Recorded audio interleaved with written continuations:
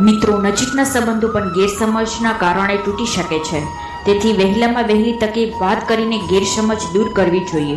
જો તમે સંબંધમાં પ્રેમ જાળવી રાખવા માંગો છો તો તમારે જે સાંભળો છો તેનાથી કોઈને જજ ન કરો, નહીં તો તમારે પાછળથી પસ્તાવવું પડશે. સંબંધોમાં ગેરસમજ લાંબા સમય સુધી રાખવાથી સંબંધો તૂટી શકે છે. ગેરસમજ શક્ય તેટલી વહેલી તકે દૂર કરો. જે લોકો સંબંધમાં જીદ કરે છે તેમના સંબંધો બગડે છે. સંબંધોમાં પ્રેમ જાળવી રાખવા માટે વ્યક્તિએ પોતાની જીદ છોડવી જોઈએ.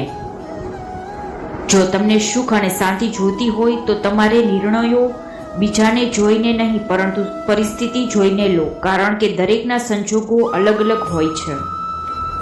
તમે જે સાંભળો છો તેના કારણે ક્યારેય કોઈને ખોટા ન સમજજો, નહીંતર તમારે પાછળથી પસ્તાવો કરવો પડી શકે છે. આપણે આપણા કર્મ કરવા મનમાની કરી શકીએ છીએ, પરંતુ આપણા કર્મના ફળ ભોગવનાર નહીં.